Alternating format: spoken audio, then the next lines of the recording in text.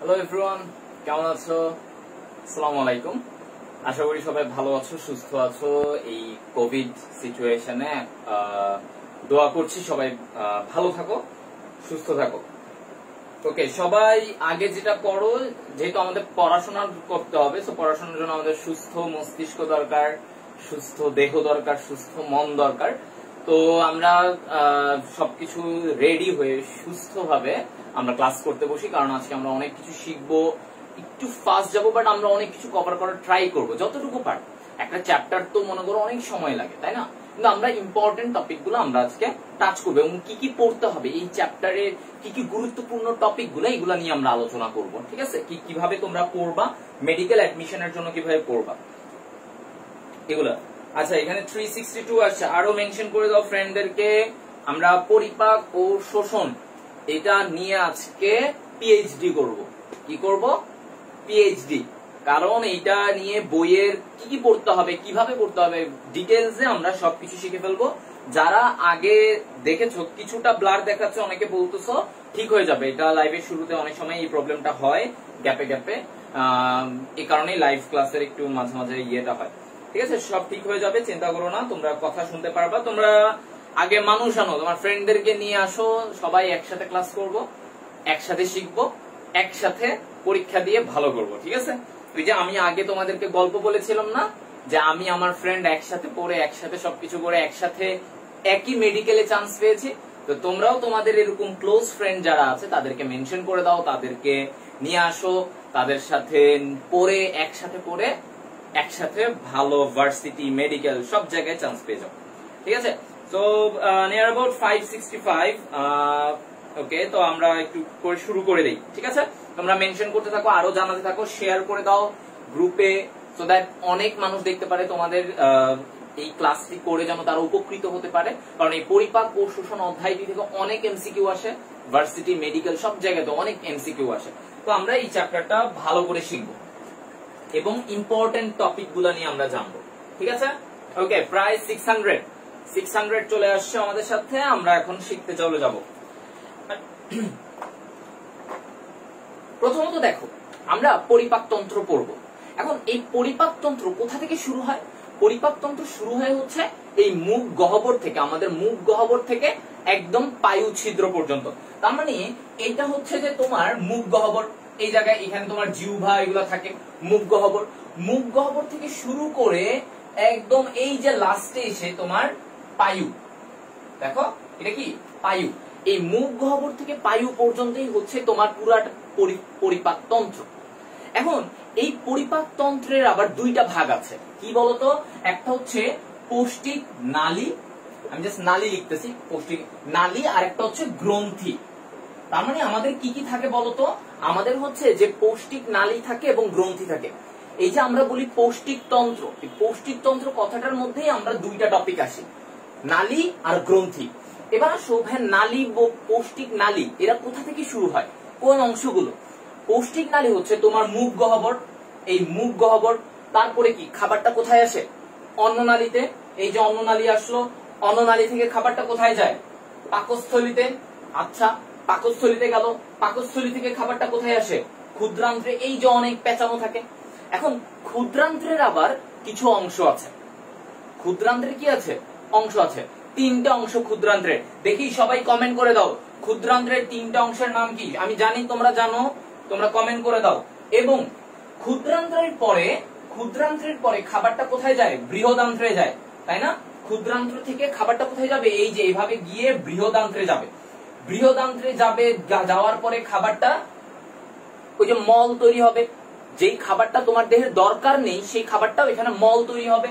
মল তৈরির পরে এই মলটা মলাশয়ে এসে জমা হবে, মলাশয় থেকে পায়ু ছিদ্রের মাধ্যমে বের হয়ে যাবে। এখন এর মাঝখানে তোমাদের একটা কথা যে ভাইয়া, খাবারের পরিপাকটা কোথায় হইছে, শোষণটা কোথায় হইছে? পরিপাকটা হইছে হচ্ছে যে পাকস্থলীতেও হইছে, মুখ গহ্বরে হইছে, ক্ষুদ্রান্ত্রেও হইছে।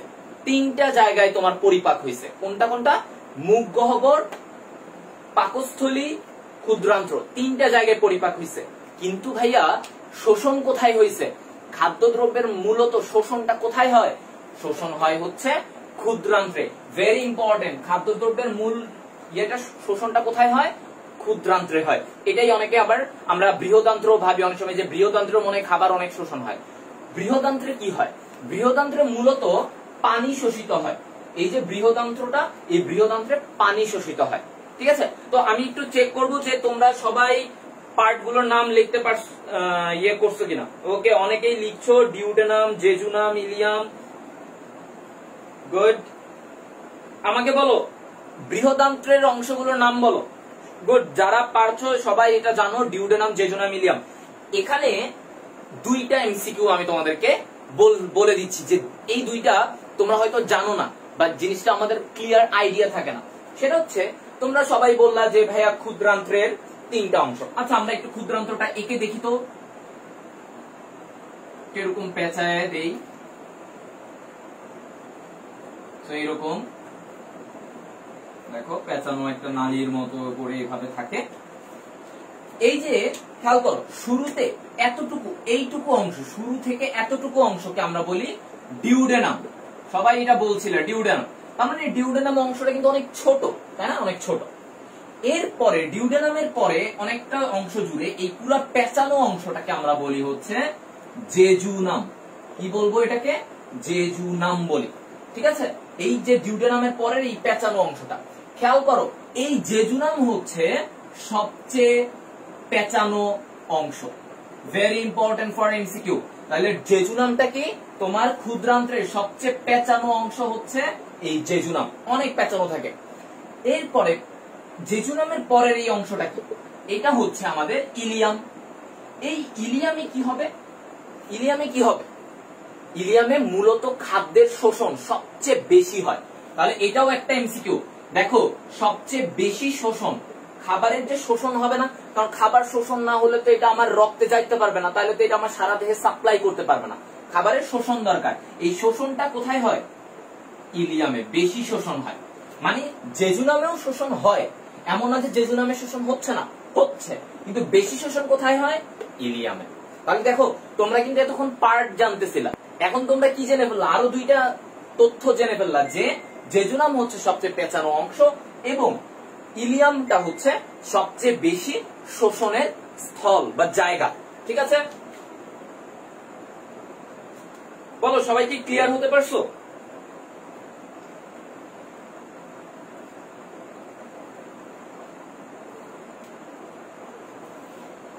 সবাই ক্লিয়ার? আমাকে একটু বলো।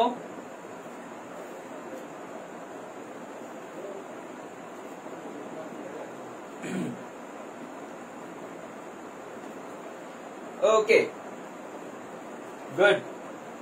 তাহলে আমরা জেনে ফেললাম যে পৌষ্টিক ইয়েটার কাজ কি, মানে আমাদের পৌষ্টিক নালীগুলো নিয়ে জানলাম। এখন একটা প্রশ্ন হচ্ছে, ভাইয়া এই গ্রন্থিগুলা কি? গ্রন্থিগুলা কি কাজ করে? দেখো, একটা সিম্পল কথা, তোমার খাবার পরিপাক হইতে হবে। খাবার পরিপাক হওয়ার জন্য তোমার কি লাগবে? তোমার এনজাইম লাগবে না? বলো, তোমরা তো জানো এনজাইম লাগে। তাহলে এনজাইম যেহেতু এটার জন্য লাগবে, এই যে এনজাইম গুলো কোথা থেকে আসবে? গ্রন্থি থেকে আসা হবে না? তাহলে এদেরকেই বলি হচ্ছে আমরা পৌষ্টিক গ্রন্থি। যেই গ্রন্থিগুলো থেকে এনজাইম আসে, ওই এনজাইম গুলো খাদ্য পরিপাকে সাহায্য করে। এবার এখান থেকে আমি একটা প্রশ্নে চলে যাই তোমাদের, দেখি তোমাদের কি কনসেপ্ট, যে ভাইয়া পরিপাক বলতে আমরা কি বুঝি? এই পরিপাক কথাটার মানে কি? পরিপাক মানে হচ্ছে একটা জটিল খাবারকে, জটিল থেকে, যেহেতু আমরা বলছি যে পরিপাক হচ্ছে, তাহলে এই পরিপাকে জটিল থেকে সরল উপাদানে পরিণত করাকে পরিপাক বলি। তাহলে পরিপাকটা কি? জটিল খাদ্য উপাদান যেটা তোমার বডি শোষণ করতে পারবে না, তাকে ভাঙবে, ভেঙে ভেঙে এরকম কুচি কুচি কুচি কুচি করে দিবে। ঠিক আছে, এরপরে কি করবে? ওই পার্ট গুলোকে, সরল উপাদান, ছোট ছোট ওই উপাদান গুলাকে সে শোষণ করবে, তোমার বডি শোষণ করবে। এখন সিম্পল ব্যাপার, তোমরা কি কখনো ঝামেলার জিনিস নিতে চাও? মানে তোমার কাছে কি মনে হবে? তোমার সামনে একটা ঝামেলার, মনে করো তোমাদেরকে বলি, তোমাদের সামনে দুইটা কোর্স আছে, হ্যাঁ, দুইটা জায়গার দুইটা কোর্স। এখন তুমি দেখলে একটা কোর্সে অনেক গুছানো, এটার পরে এটা হবে, কি সুন্দর এক্সাম হচ্ছে, সবকিছু রেডি, ভালো লাগতেছে, হ্যাঁ সবকিছু। আরেকটা জায়গায় তুমি দেখলা একজন তোমাকে অনেক জটিল করে পড়াচ্ছে, মানে কত কিছু যে পড়াচ্ছে, এত কিছু পড়ার কারণে তোমার মাথা সব কনফিউজ হয়ে যাচ্ছে, তুমি কিছু বুঝতেছো না। সে এত দুর্বোধ্য, এত কঠিন কঠিন ভাষা ইউজ করতেছে তোমার সামনে, তোমাকে পরিপাকি তুমি বুঝতেছো না। তো তুমি কি করবা? তুমি কি ঝামেলার কাছে যাবা না সহজের কাছে যাবা? তুমি চিন্তা করবা ভাই আমি সরল, যে আমাকে যে সহজ ভাবে বুঝাচ্ছে স্বাভাবিক ভাষায় আমি তার কাছে যাব, যে আমাকে জটিল ভাষায় বলছে আমি তার কাছে যাবো না। তাহলে যে সরল ভাবে বুঝাচ্ছে আমি তার কাছে। তাহলে তোমার দেহ এরকম, জটিল খাদ্যগুলো কি নিতে চায় না। এই ভাই এরা জটিল, এদেরকে নিলে আমার সুবিধা হবে না, ঝামেলা। যারা সরল ছোট যৌগ তাদেরকে নিব, যারা আমাকে সহজ করে দিচ্ছে কাজটাকে। ঠিক আছে? তো এই পরিপাক হচ্ছে এই কাজটাই করে, পরিপাক প্রক্রিয়াটা, যে জটিল খাবারটাকে সরল করে দেয়। এবং এই সরল খাবারটা যখন তোমার ক্ষুদ্রান্ত্রে শোষণ হয় তখন এটা তোমার রক্তে যায়, রক্তে গিয়ে পুরা দেহে তোমার এই খাবারটা সাপ্লাই দেয়। ঠিক আছে ভাইয়া? তাহলে আমরা কিন্তু পরিপাকের ব্যাপারটা জানলাম। এখন এই পরিপাক দুই রকম হতে পারে। কি কি? একটা হচ্ছে যান্ত্রিক, আর একটা হচ্ছে রাসায়নিক। ঠিক আছে? একটা হচ্ছে যান্ত্রিক আর একটা রাসায়নিক। এখন দেখো যান্ত্রিক পরিপাক আর রাসায়নিক পরিপাকটা কি, এই দুইটা কনসেপ্ট। যান্ত্রিক হচ্ছে এই যে আমি আমার দাঁত, জিহ্বা এইগুলা দিয়ে আমি ভাঙতেছি, মানে যান্ত্রিক। যন্ত্রটা ভাবো, যে যন্ত্র দিয়ে কি করি আমরা, ভাঙি না? যে কোনো একটা মনে করো ইট ভাঙার মেশিন বা একটা এমন কিছু মেশিন থাকে, যে ব্লেন্ডার থাকে, কি করি পাউডার একদম গুঁড়ো গুঁড়ো করে ফেলি। তাহলে যন্ত্র দিয়ে যান্ত্রিক পরিপাক। এখন তোমার দেহে যন্ত্রগুলা কি কি? এই যে দাঁত, তোমার জিহ্বা, তোমার যে উপরের তালুগুলা, এগুলা হচ্ছে যে তোমার এখানে যন্ত্র। ওরা কি করে, তুমি একটা সাপোজ বিস্কুট নিয়েছো, কি করি আমরা আগে দাঁত দিয়ে চাবাই, জিহ্বা দিয়ে এটাকে মিশাই, তালুর সাথে এটাকে তোমার হচ্ছে গিয়ে একদম আরো একদম মিশায় ফেলি। এটা হচ্ছে যান্ত্রিক পরিপাক। ঠিক আছে? এই যে আমরা ছোট ছোট করে ফেললাম যন্ত্র দিয়ে, যান্ত্রিক। এখন রাসায়নিক পরিপাক কি ভাইয়া? এই রাসায়নিক পরিপাক যান্ত্রিক তো বুঝলাম, রাসায়নিক হচ্ছে এনজাইম দিয়ে যখন তুমি এটাকে ভাঙবা, এনজাইম দিয়ে ভাঙতেছো। ঠিক আছে? একটা এনজাইম আসতেছে, ও এসে এটাকে ভাঙতেছে, তখন এটা হচ্ছে রাসায়নিক। কেন? কারণ এনজাইম একটা রাসায়নিক উপাদান, তাই ওই এনজাইমটা এসে যখন এটাকে ভাঙবে, এটাকে বলি, খাবারগুলোকে যখন ভাঙবে এটাকে বলি আমরা রাসায়নিক পরিপাক। ক্লিয়ার তোমরা সবাই?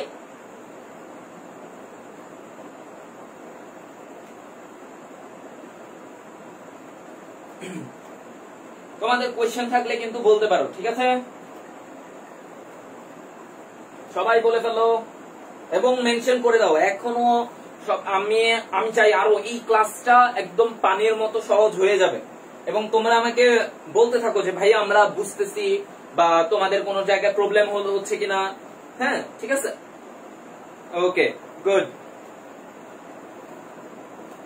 ওকে, সবাই বুঝতে পারছো? আলহামদুলিল্লাহ, শুনে ভালো লাগে।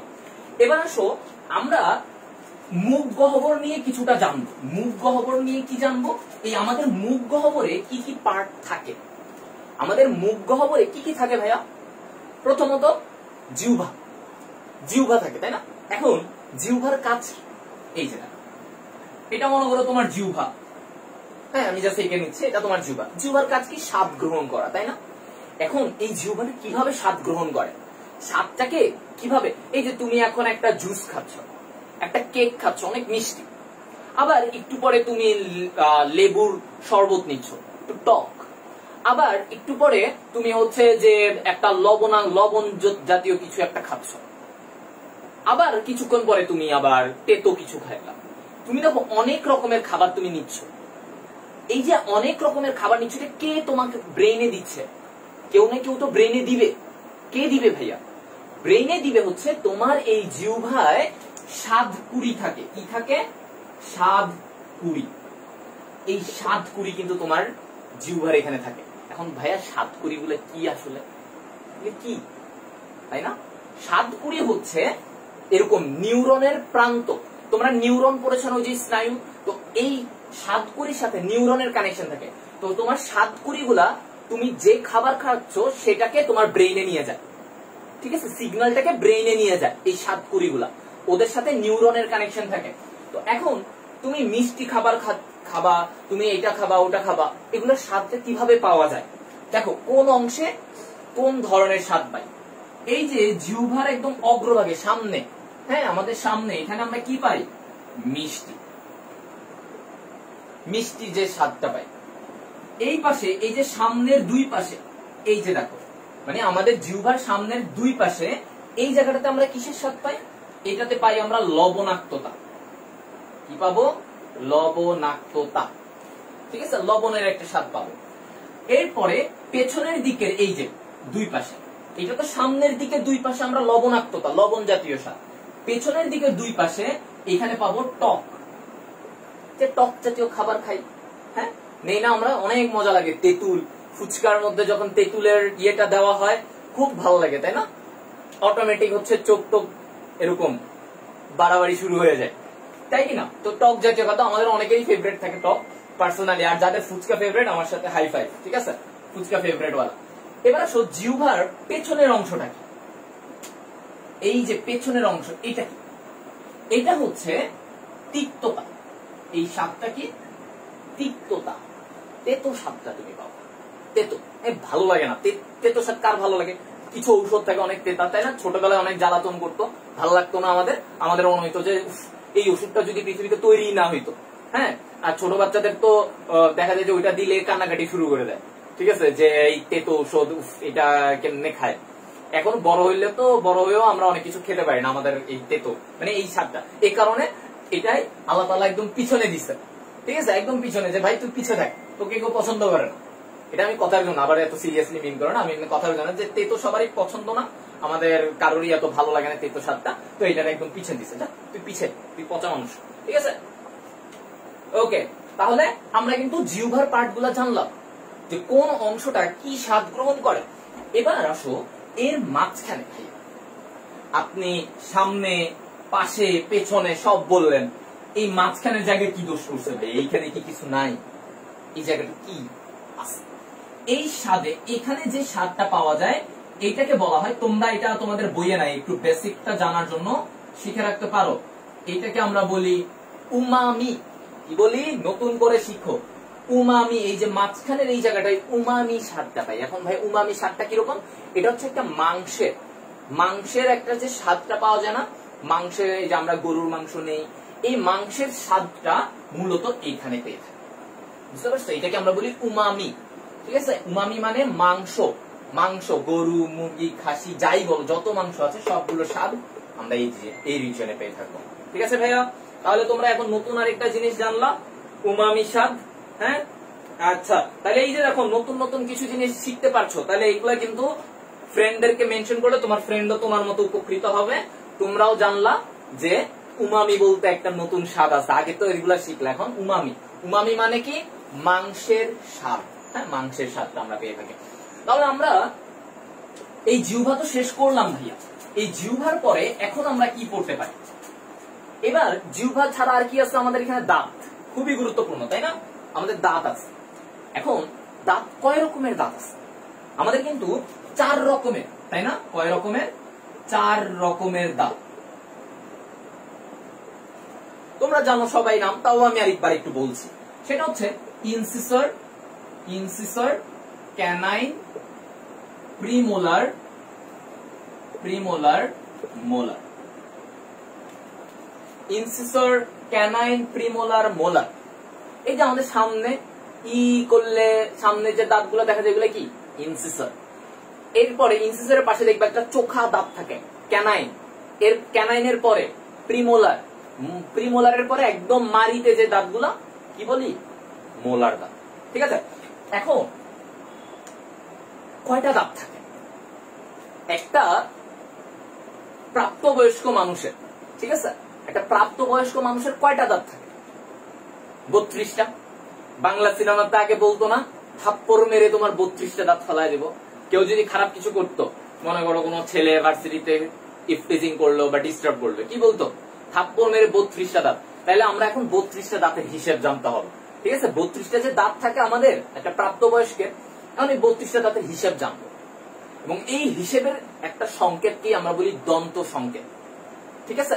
আচ্ছা, আমরা ওইটা জানবো, কিন্তু এর আগে আমি তোমাদের বলি, এই যে 32টা দাঁত বলা হয়, হ্যাঁ, একটা প্রাপ্তবয়স্ক মানুষের 32টা দাঁত। এই 32টা দাঁতের মধ্যে দেখো আমাদের উপরের পাটি এবং নিচের পাটি, খেয়াল করো, আগে এই কনসেপ্টটা বোঝাটা অনেক জরুরি তোমাদের। দেখো এটা হচ্ছে তোমার উপরের পাটি আর এটা হচ্ছে নিচের পাটি। হ্যাঁ, তাহলে বলো 32টা যেহেতু দাঁত, উপরের পাটিতে কয়টা থাকবে? 16টা, নিচের পাটিতেও 16টা দাঁত থাকবে, রাইট? ওকে, এবার এই উপরের পাটির যে 16টা দাঁত, এখানে মাঝ বরাবর ভাগ কর। চিন্তা করো, আমি মাঝ বরাবর ভাগ করলাম, এই 16টা দাঁতের মাঝ বরাবর ভাগ। নিচে এটাকেও ধরে নাও মাঝ বরাবর আমি একটা ভাগ করলাম। এবার বলো কয়টা খণ্ড পাচ্ছি আমরা? একটা, এই যে এতটুকু, এই পাশে উপরের পাটিতে 2টা, 1 2, 2টা খণ্ড পাচ্ছি, কিন্তু নিচের পাটিতে 3 4, 4টা খণ্ড পাচ্ছি, তার মানে টোটাল, তাই না? 4টা খণ্ড পাচ্ছি। এই যে দেখো 1 2 3 4।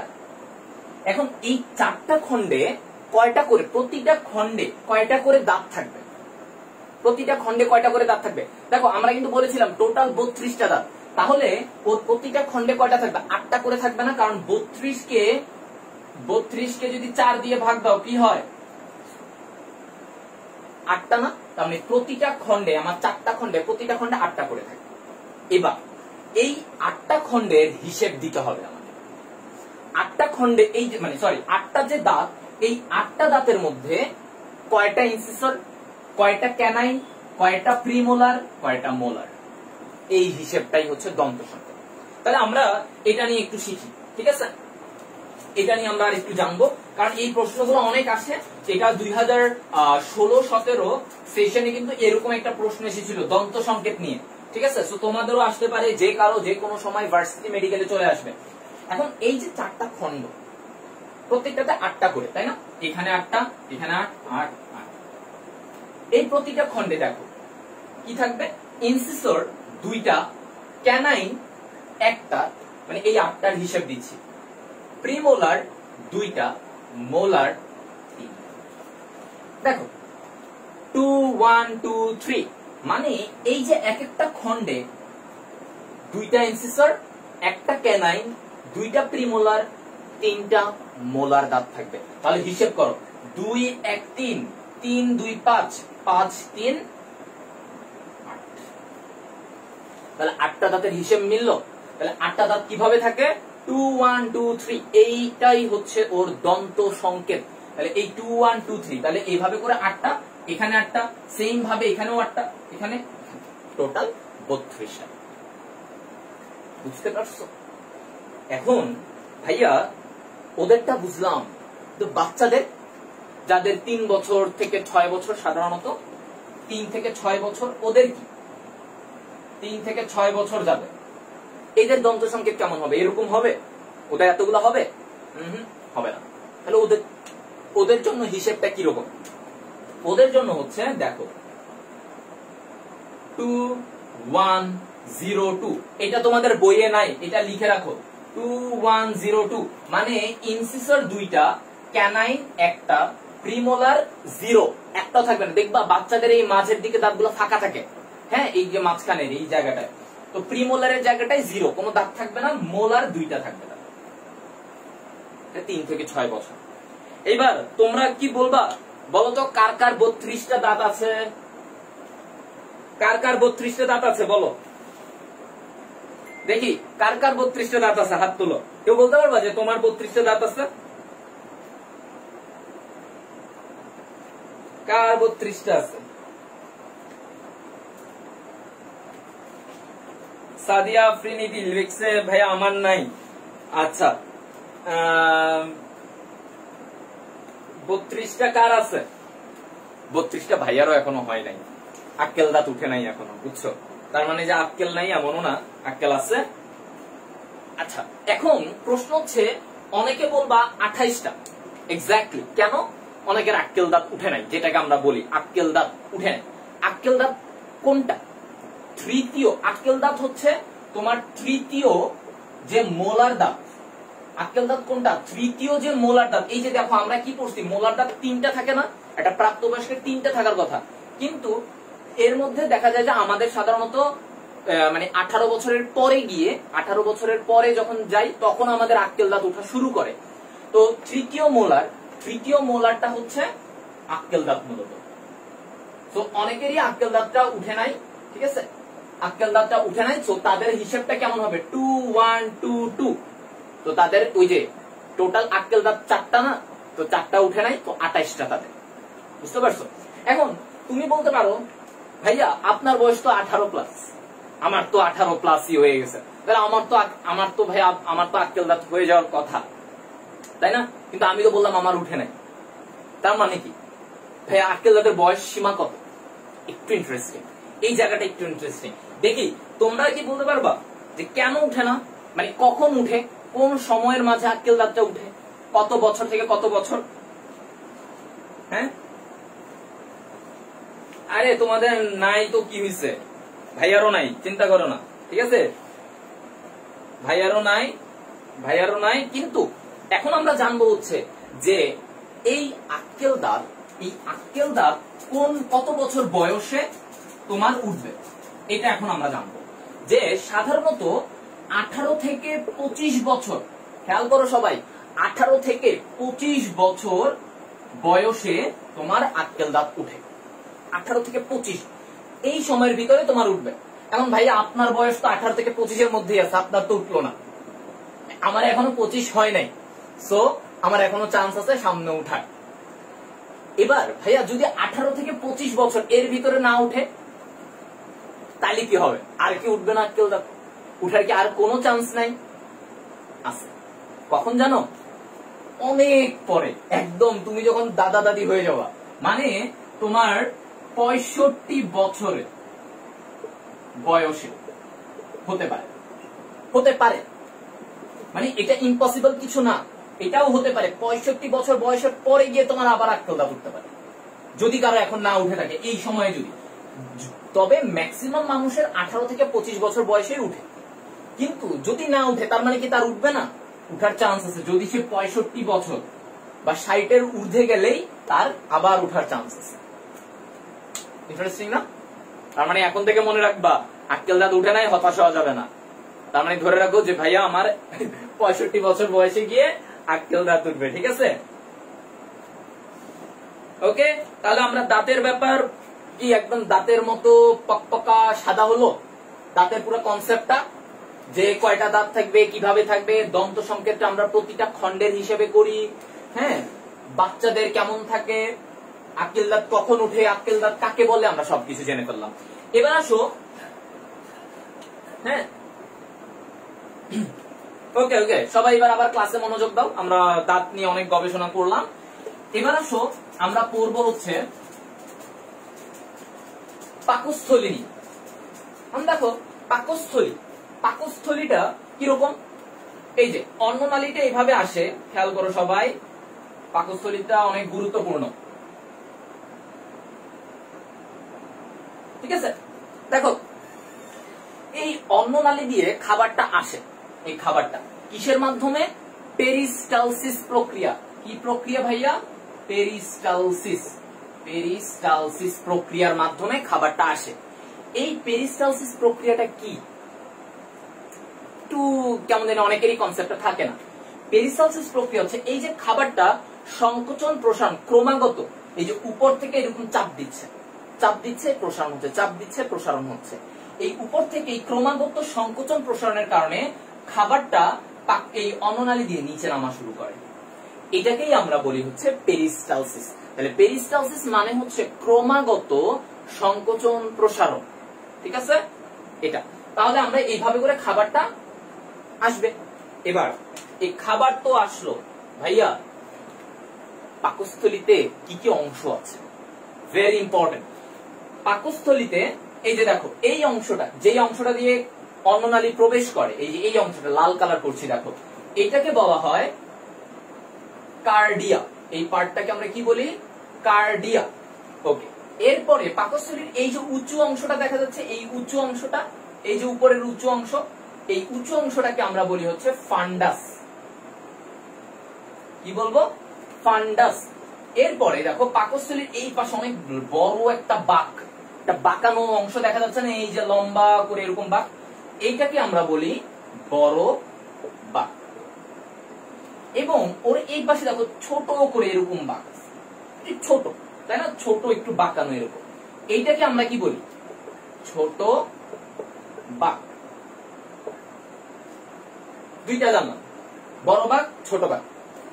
এরপরে পাকস্থলীর এই যে শেষের এই অংশটা, এই যে এই অংশটুকু, এইটাকে আমরা বলি হচ্ছে পাইলোরাস। ঠিক আছে, কি বলি এটাকে? পাইলোরাস। এই পাইলোরাস অংশটাতে আর কার্ডিয়াক অংশে একটা স্পেশাল জিনিস থাকে। স্পেশাল জিনিস থাকে কি? তারা কি ভাইয়া? পার্টগুলো সবাই ক্লিয়ার, আমরা পাকস্থলীর পার্টগুলো জানলাম, এটা জানলেই এনাফ। হ্যাঁ, আর এই পাকস্থলীর মধ্যে তোমরা কি পড়বা?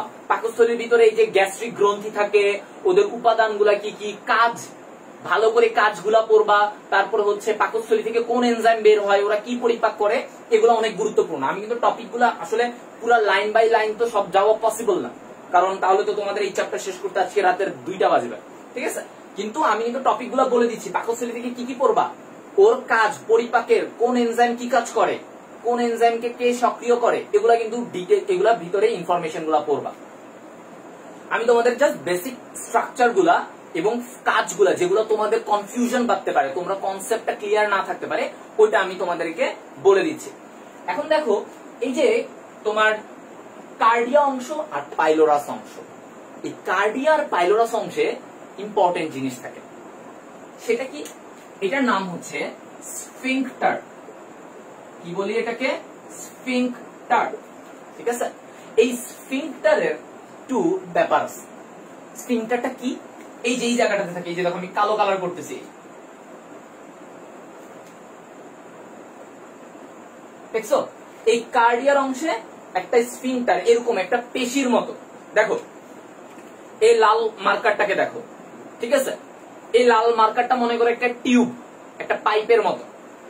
আমার এই হাত, এটা হচ্ছে একটা স্ফিংক্টার, একটা পেশি। স্ফিংক্টার মূলত এক ধরনের পেশি দিয়ে তৈরি হয়। তো এই স্ফিংক্টারটা এই টিউবের মাঝখানে এভাবে আছে, এই যে এভাবে। ঠিক আছে, সবাই দেখতে পাচ্ছ? চাপ দিয়ে ধরে রাখছি মাঝখানে। এই স্ফিংক্টার, এই যে আমার হাতের এই স্ফিংক্টারটা যখন চাপ দিবে, এই যে চাপ দিচ্ছি আমি, তখন উপর থেকে এই পাইপ দিয়ে মনে করো পানি যায়। সাপোজ ধরে নাও পানি যায়, পানি কি উপর থেকে নিচে যেতে পারবে? আমি এটাকে চাপ দিয়ে বন্ধ করে রাখছি, যেতে পারবে? পারবে না, উপর থেকে এটা যেতে পারবে না। কিন্তু আমি যদি চাপটা, এই যে দেখো আমার হাতটাকে এভাবে খুলে দেই, প্রসারণ হয়, তাহলে কি পানিটা যেতে পারবে না? এখন আমি যদি চাপ দিই না, আমি এখন এভাবে রাখছি, এখন কিন্তু যেতে পারবে। তার মানে এই যে আমার হাতের যে অংশটা দেখতেছো, এই যে কিনা পানি উপর থেকে নিচে যাবে কিনা এটা নিয়ন্ত্রণ করতেছে। এই যে আমার, ও যদি চাপ দেয় পানি যেতে পারবে না, আবার ও যদি এভাবে খুলে দেয় পানি যেতে পারবে। এই জিনিসটাই হচ্ছে স্ফিংক্টার। এই যে আমার হাতের যে অংশটা দেখালাম, এটাই হচ্ছে স্ফিংক্টার। ও কি কাজ করে? ও হচ্ছে এই যে চতুর্দিকে এভাবে ঘিরে থাকে, যে আমার হাতটা যেমন ওকে চতুর্দিক থেকে ভেবেছিল, ঠিক এইভাবে আছে। এই স্ফিংক্টারটা, এই যে কার্ডিয়াক স্ফিংক্টার, এই স্ফিংক্টারটা এই কার্ডিয়ার অংশে থাকে, যেটাকে আমরা বলি কার্ডিয়াক স্ফিংক্টার। ঠিক আছে, এই কার্ডিয়াক স্ফিংক্টার, এই কার্ডিয়াক স্ফিংক্টার হচ্ছে অন্ননালী থেকে খাবারটা পাকস্থলী আসাটাকে নিয়ন্ত্রণ করে। এই অন্ননালী থেকে খাবারটা পাকস্থলীতে এই যে এভাবে থাকবে। তো ও যদি চাপ দিয়ে ধরে থাকে এই স্ফিংক্টারটা, তাহলে অন্ননালী থেকে খাবারটা আসতে পারবে না। আবার ও যখন এরকম ছেড়ে দিবে, এই যে এরকম করে যখন ছেড়ে দিবে, তখন অন্ননালী থেকে খাবারটা পাকস্থলীতে চলে যাবে। তার মানে ও কি করে? এই স্ফিংক্টারটা নিয়ন্ত্রণ করে, অন্ননালী থেকে একটু একটু করে খাবারটা পাকস্থলী দেয়। এটা যদি না থাকতো কি হইতো জানো? তুমি একটা খাবার খাচ্ছ, ঢপ করে তোমার ডিরেক্ট মানে অন্ননালী দিয়ে এটা পাকস্থলীতে চলে যেত। তখন কি হইতো জানো? ওই যে মনে করো একটা পুকুরের উপরে তুমি একটা দিচ্ছ, একটা পাথর, পুকুরের পানির উপরে পাথরটা দিলে কি হয়? ছেড়ে দিলে ঠাস করে একটা সাউন্ড হয় না? মানে পানির একটা সাউন্ড হয় না? হ্যাঁ, উপর থেকে যদি একটা পাথর পরে পানির উপরে, ঠিক তোমার পেটে এরকম হইতো, বুঝছো? উপর থেকে একটা খাবার খাচ্ছ, অন্ননালী দিয়ে গিয়ে এটা ঢুক করে পাকস্থলীর এখানে গিয়ে পড়তো, একটা সাউন্ড হইতো। কিন্তু এই স্ফিংক্টার থাকার কারণে এটা আস্তে আস্তে সে নিয়ন্ত্রণ করে, অল্প অল্প করে পাস করে, পুরো খাবার একসাথে করে চলে যায় না, বুঝছো? তাহলে এটা হচ্ছে কার্ডিয়াক স্ফিংক্টার। এরপরে খাবারটা কি হবে? পাকস্থলীতে আসবে, পরিপাক হবে, ওর এখানে বিভিন্ন এনজাইম থাকে, তোমরা জানো, পেপসিন এনজাইম, রেনিন এনজাইম। ওরা কি করে? প্রোটিন পরিপাক করে, তাই না? প্রোটিন পরিপাক করে।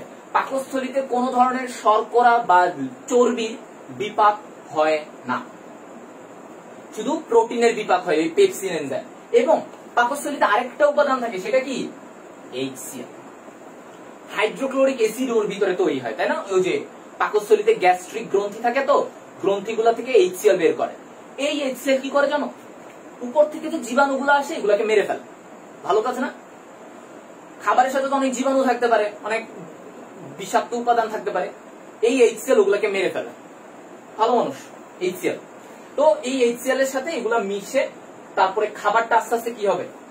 ক্ষুদ্রান্ত্রে আসা শুরু করবে।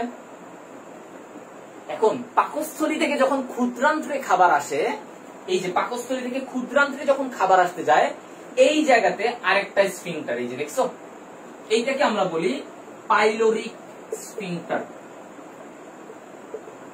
এই জায়গায় আরেকটা স্ফিংটার, এটাকে কি বলছি? Pyloric sphincter. ঠিক আছে, পাইলোরিক স্ফিংটার। এটার কাজ কি? ওই যে সেম, পাকস্থলী থেকে পুরো খাবারটা যেন একসাথে ক্ষুদ্রান্ত্রে না চলে আসে সেটা নিয়ন্ত্রণ করে। মানে ও যদি এভাবে চাপ দেয়, এই স্ফিংটারটা যদি এভাবে চাপ দেয়, তাহলে পাকস্থলী থেকে খাবারটা আসতে পারবে না। আবার ও যদি একটু প্রসারিত হয়, এরকম করে প্রসারিত হয়, তাহলে পাকস্থলী থেকে খাবারটা আসবে। তার মানে এই স্ফিংটারের সংকোচন প্রসারণের উপরে তোমার পাকস্থলী থেকে ক্ষুদ্রান্ত্রে খাবারের যাতায়াতটা নিয়ন্ত্রণ হয়। অনেকগুলো কথা বলে ফেললাম, কারণ এই স্ফিংটারের কনসেপ্টটা ম্যাক্সিমাম স্টুডেন্ট জানে না, মুখস্থ করে, ক্লিয়ার আইডিয়া থাকে না। তাহলে একটু কি এখন যারা কিছুই জীবনে জানতো না, তারা কি এখন জানতে পারছো, বুঝতে পারছো? বলো, তারা কি জানতে পারছো? বলো তো দেখি।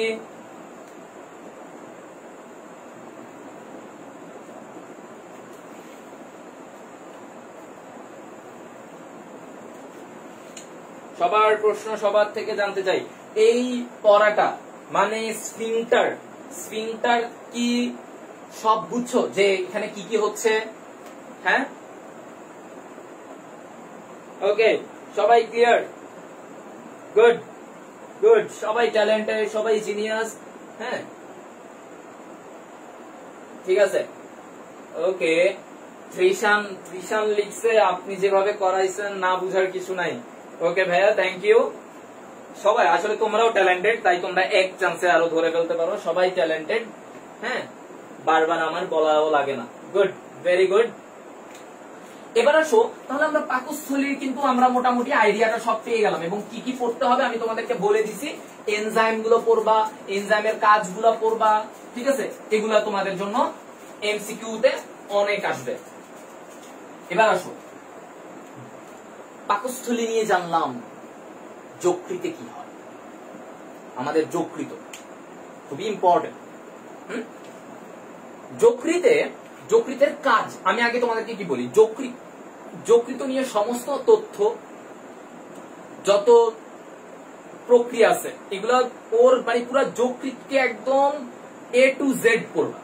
যকৃত অগ্নাশয় একটুও মিস দিবা না, ঠিক আছে? আমি তোমাদেরকে বুঝাই দিচ্ছি অনেক কিছু, কিন্তু ইনফরমেশন কিচ্ছু মিস দেবা না। আমি তোমাদেরকে কিছু চ্যাপ্টার বলি যেগুলা আসলে মানে এগুলাতে এত এমসিকিউ আছে এবং এত ইম্পর্টেন্ট, মানে আসলে তুমি কি মিস দিবা? একটা হচ্ছে পরিপাক, দ্বিতীয়ত রক্ত, তারপর হচ্ছে ব্রেইন। এই তিনটা চ্যাপ্টারে এত ইনফরমেশন, এবং এখান থেকে প্রচুর আসে কোয়েশ্চেন, ঠিক আছে? সো মেডিকেল বলো, ভার্সিটি বলো, যেমন মানে রক্তের চ্যাপ্টার থেকে প্রায় 4-5টা করে প্রতিবার আসে। চিন্তা করো, একটা চ্যাপ্টার থেকে তোমার বায়োলজিতে এমসিকিউ থাকে কয়টা? 30টা। তো 30টার মধ্যে তোমার একটা চ্যাপ্টার থেকে 4-5টা, বুঝতে পারছো? পরিপাক থেকে প্রায় 3-4টা আসে। এই চ্যাপ্টার গুলো খুবই গুরুত্বপূর্ণ তোমাদের। হ্যাঁ, তো প্রত্যেকটা ইনফরমেশন, বইয়ের পুরো ইনফরমেশন বুঝবা, প্রত্যেকটা কনসেপ্ট একটু মাথায় রাখবা, তারপরে আবার শিখবা। ওকে, তাহলে এখন আমরা জানবো হচ্ছে যকৃত নিয়ে। যকৃত, এই বাবাটা কেমন? যকৃতটা হচ্ছে একটু এইরকম থাকে, তাই না? একটু এরকম দেখতে খানিকটা। আমার ছবি নিয়ে আমাকে বিচার করো না, ছবি বুঝই তো। কিছু ভাইয়া ছবির প্রতি ইন্টারেস্টেড না। আমি ছোটবেলায় ছবি আঁকতে চাইতাম, তো এখন বুঝি আর কি পড়ানোর টাইমে, যে ছবিগুলো যদি তখন একটু ছোটবেলায় যদি একটু প্র্যাকটিস করতাম তাহলে এখন অনেক তোমাদের সামনে বসে বসে এক আঁকেই অনেক সুন্দর একটা ছবি আঁকতে পারতাম।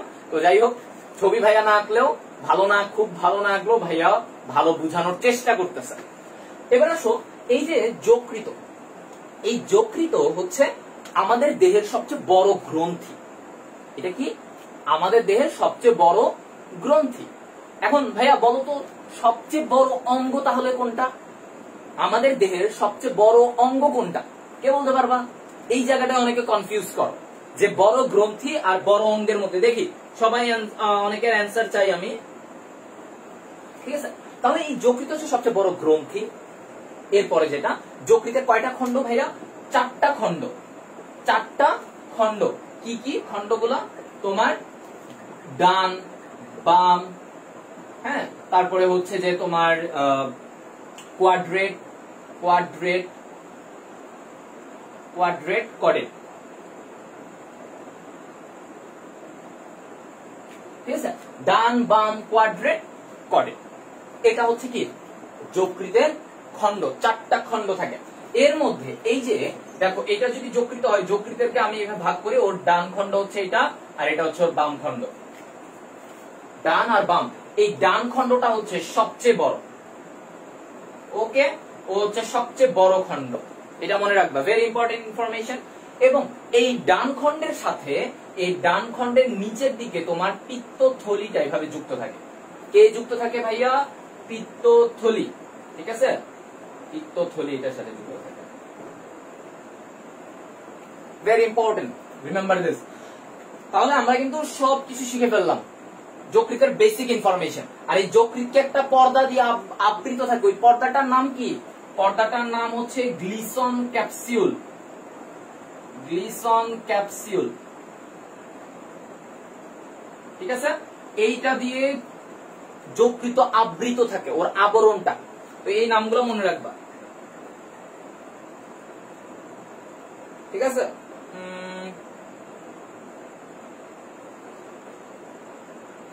ওকে, সবাই ওইটার বড় অঙ্গের অ্যান্সার দিয়েছো, ত্বক মানে স্কিন। ভেরি গুড, ভালো, তোমরা তো অনেক কিছু পারো, সব পারো।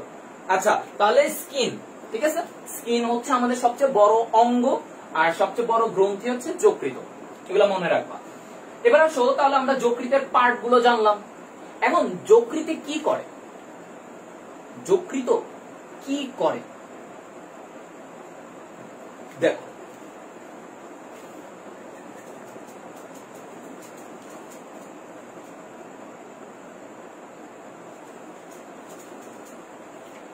ওর কিন্তু সঞ্চয়ী ভূমিকা থাকে। ও সঞ্চয় করে বিভিন্ন খাবার, বিভিন্ন খাবার সঞ্চয় করে। আর কি করে? ও বিপাক করে। সঞ্চয় করে, বিপাক করে। ভাইয়া সঞ্চয় যে করে, কি সঞ্চয় করে? সঞ্চয়গুলো কি? সঞ্চয় হচ্ছে যে যকৃত বিভিন্ন উপাদান, যেমন গ্লাইকোজেন, চর্বি, অ্যামিনো অ্যাসিড, ভিটামিন, খনিজ, তারপরে হচ্ছে রক্ত, এগুলা সঞ্চয় করে। তাহলে এই সঞ্চয়ী ভূমিকাটা যদি একটা ছন্দের মাধ্যমে পড়ে ফেলে কেমন হয়? ভালো হয় না? একটা ছন্দ দেখি, একটু ছন্দ দিয়ে এতগুলো কাজ, ভাই একটু ছন্দ দিলে তো ভালো হইতো, এই কয়েকটা কাজ ইজি হয়ে যেত। আচ্ছা দেখো, এটা দিয়ে এটা এইভাবে মনে রাখতে পারো। লিপি গেল, লিপি গেল খনির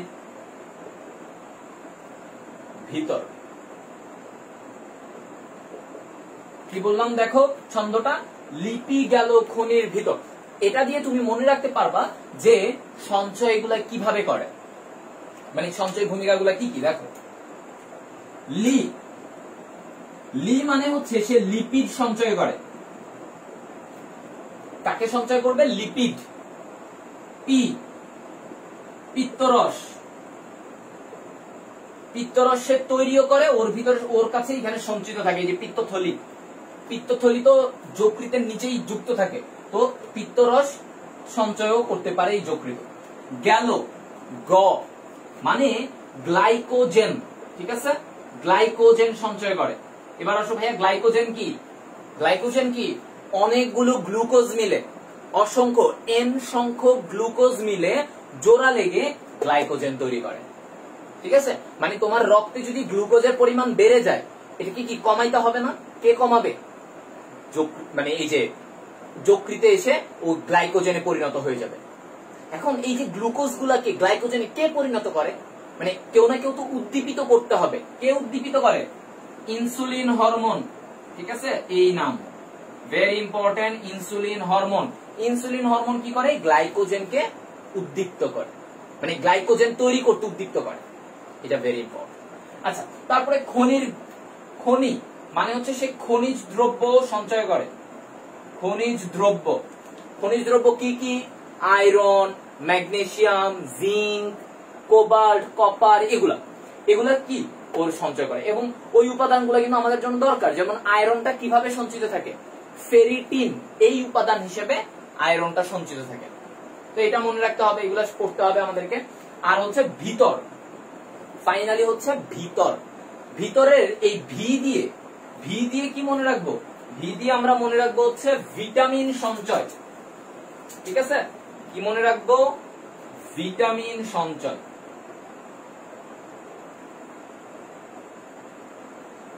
ভিটামিন সঞ্চয় করে। আর ভিটামিন কিভাবে সঞ্চয় করে?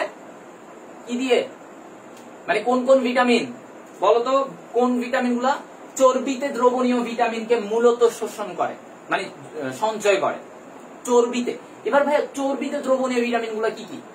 যারা চর্বিতে দ্রবণীয়, তাহলে আসো আরেকটু শিখে নেই। এই যে চর্বিতে দ্রবণীয় ভিটামিন, এটা হচ্ছে এ, ডি, ই, কে। তাহলে এরা কি? এরা হচ্ছে তোমার চর্বিতে দ্রবণীয় ভিটামিন।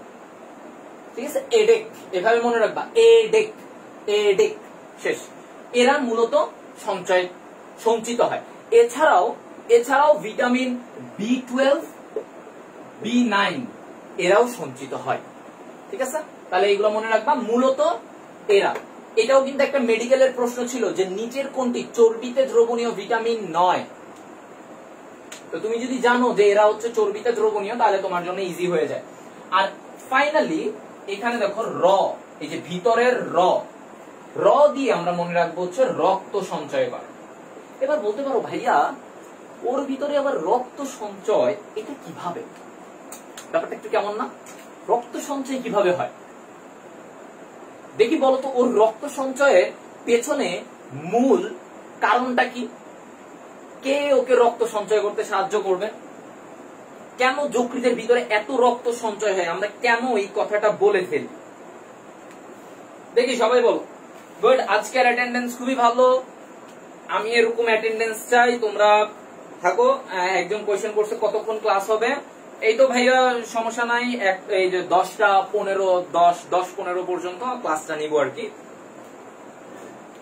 10টা 10-15 পর্যন্ত, ঠিক আছে? আচ্ছা তাহলে বলো, তোমরা বলে ফেলো যে যকৃতে, ঠিক আছে, যকৃতে তোমার রক্ত কেন এত সঞ্চয় হয়? মানে এটার লজিকটা কি? একটা স্পেশাল জিনিস থাকে ওর ভিতরে, এটার নামটা আমি জানতে চাচ্ছি। একজন বলছে Nure Jannatul, hepatic portal vein, hepatic portal শিরা। আরেকটু আরো ভিতরে যেতে হবে। অনেকে বলতেছে লসিকানা, না হেপাটিক পোর্টাল এক্সাক্ট হয় নাই, আরেকটু ভিতরে যাও।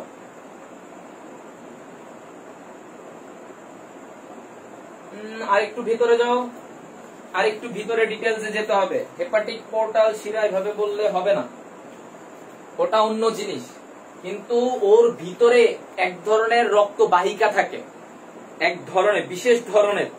এর নাম কি? কেউ একটু নামটা বলো। আচ্ছা ক্লু দেই, এস দিয়ে নাম। দেখি এবার কে পারো।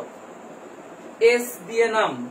আমার কাছে সবার নাম হেপাটিক পোর্টাল শিরা, সবাই সেম অ্যান্সার দিচ্ছ। না না না, এটা আমি নিব না। হেপাটিক পোর্টাল শিরার জিনিসটা অন্যরকম, এটার হিসাবটা অন্যরকম। হেপাটিক পোর্টাল শিরার কারণে না, হেপাটিক পোর্টাল শিরা হচ্ছে ঢুকে, মানে এই শিরাটা দিয়ে ক্ষুদ্রান্ত্র থেকে, তোমার ক্ষুদ্রান্ত্র থেকে একটা শিরা যকৃতে ঢুকে, ওইটা হচ্ছে হেপাটিক পোর্টাল শিরা। ঠিক আছে, তো ওইটার কারণে যে রক্তে এরকম অনেক রক্ত সঞ্চয় হয় এরকম ব্যাপার না। এই যকৃতের ভিতরে একটা স্পেশাল ধরনের ইয়ে থাকে, অনেকে আবার প্লিহা বলছে, প্লিহা কেন? এসব কি নাও? আচ্ছা তোমরা বলতে পারতেছো না। এই যে একজনকে পাইছি আমি, সুমি আক্তার আনিতা, সে বলতেছে সাইনুসয়েড। ভেরি গুড, কনগ্রেটস, তুমি আমার থেকে স্যালুট ডিজার্ভ করবা, অনেক ভালো পেরেছো। এই বাকি যারা বলতেছো প্লিহা, প্লিহা কেন ভাইয়া? প্লিহা হবে না, প্লিহা হবে না। প্লিহাটা কি জানো? প্লিহা হচ্ছে তোমার বাম পাশের এই জায়গাটাতে, ঠিক এই জায়গাটাতে তোমার একটা অঙ্গ, যার কাজ হচ্ছে আরবিসি ডব্লিউবিসি এগুলোকে ভাঙা। তো প্লিহা এই জায়গায়, যকৃত এই জায়গায়, তো দুইটা কি রিলেশন বলতো? তো প্লিহা এটা একজন হয়তো দিচ্ছ, তাই সবাই আবার প্লিহা দিচ্ছিল, এটা বাদ। ঠিক আছে, অ্যান্সার হবে সাইনুসয়েড। অ্যান্সার কি? সাইনুসয়েড। ওকে, আমরা তাহলে এটা শিখলাম। এখন ভাইয়া সাইনুসয়েডটা কি? অনেকেই জানো না, যেহেতু অনেকে অ্যান্সার করতে পারো নাই, তো আমরা একটু সাইনুসয়েডের কথাটা একটু শিখি। এটা যকৃতের একটা স্পেশাল ব্যাপার। যকৃতে জানো কি হয়? যকৃতে কিন্তু এরকম অনেক লোবিউল থাকে, যেগুলোকে আমরা বলি হেপাটিক লোবিউল। এই যে ওরা দেখতে এরকম ষড়ভুজাকৃতি, দেখো এটাকে কি বলি? Hepatic lobule. এই লোবিউল গুলা তোমার যকৃত অসংখ্য থাকে, অসংখ্য লোবিউল, এগুলা দিয়েই যকৃত তৈরি। এই লোবিউল গুলার ভিতরে কি মাঝখানে কি থাকে জানো? ওর ভিতর মাঝখানে একটা কেন্দ্রীয় শিরা থাকে, শিরা, কেন্দ্রীয় শিরা বলা হয়, যে লাল কালার করছে। আর এর চারপাশে তোমার এরকম যকৃতের কোষগুলা থাকে, কোষ, যকৃতের যে কোষগুলা এই যে এইভাবে থাকে, দেখো দেখছো, এরকম এরকম কোষগুলা থাকে, সব আমরা জানলাম এই যে কোষ। এবার এই কোষগুলা এই যকৃতের মাঝে স্পেশাল একটা জিনিস থাকে, ওই যে সাইনুসয়েড। সাইনুসয়েড হচ্ছে একটা প্রশস্ত শিরা। ওই যে দেখো সাইনুসয়েড ওয়ার্ডটা আমি তোমাদের একদম ফার্স্ট ক্লাসে একটা জিনিস বলছিলাম, ওই যে লাইভ ক্লাসে, সাইনাসের একটা ব্যাপার, মানে সাইনুসয়েড বানানটা কি এরকম, সাইনুসয়েড। তো সাইনাস মানে হচ্ছে একটু প্রশস্ত, এই যে এই জায়গাটায় একটু প্রশস্ত এরকম দেখো রক্তবাহিকা থাকে, এই যে এরকম, যে আমি সবুজ কালার করতেছি দেখো,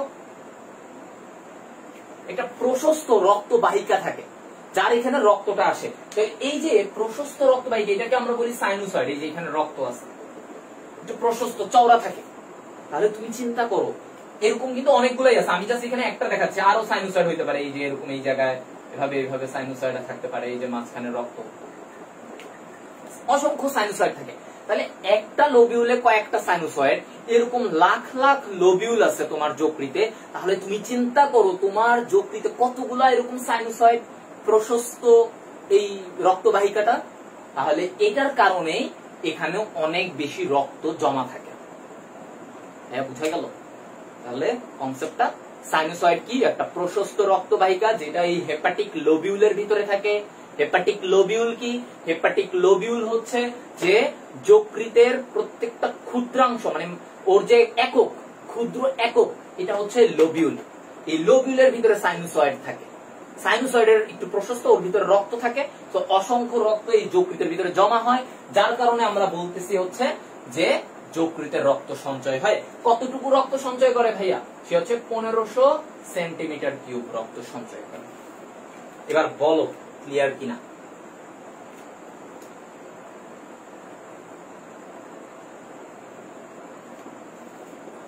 বলো সবাই।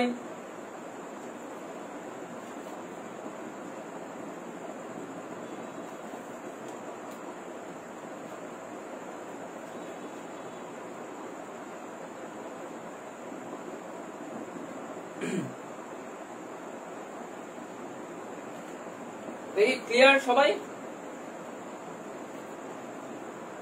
ওকে, সবাই বুঝতে পারছো? ফাইন।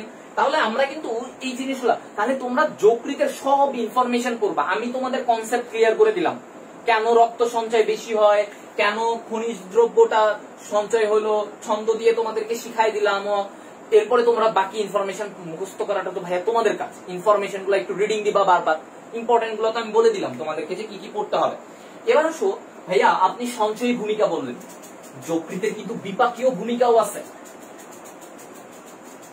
যকৃতের কি আছে? বিপাকীয় ভূমিকাও থাকে। এখন ভাইয়া বিপাকীয় ভূমিকাটা কি?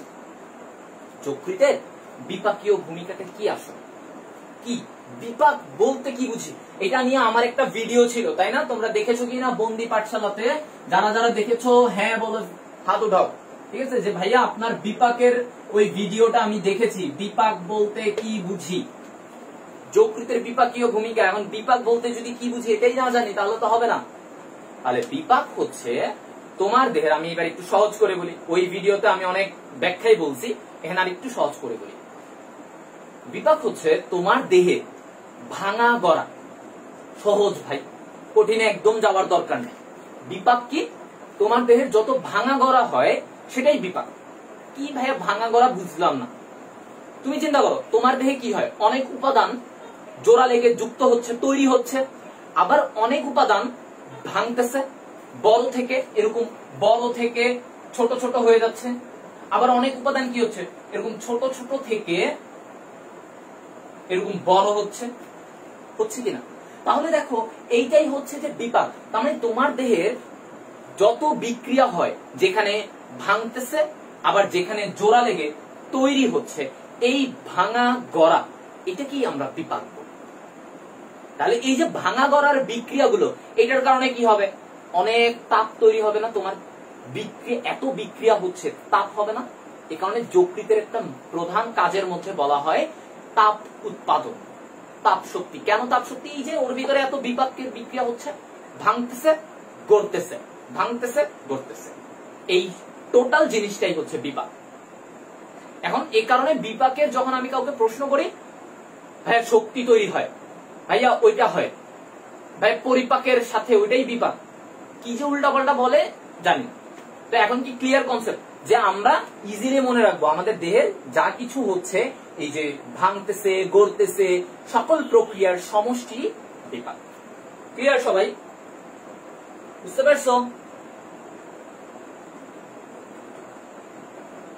এই যে হ্যাঁ, অনেকে অ্যান্সার দিয়েছো, উপচিতি প্লাস অপচিতি ইজ ইকুয়াল টু বিপাক। এক্স্যাক্টলি, ওই উপচিতিটা কি ছিল, ওই যে গড়তেছে, গড়তেছে, এই যে ছোট ছোট গুলা যুক্ত হয়ে গড়তেছে। আর অপচিতি কি ছিল?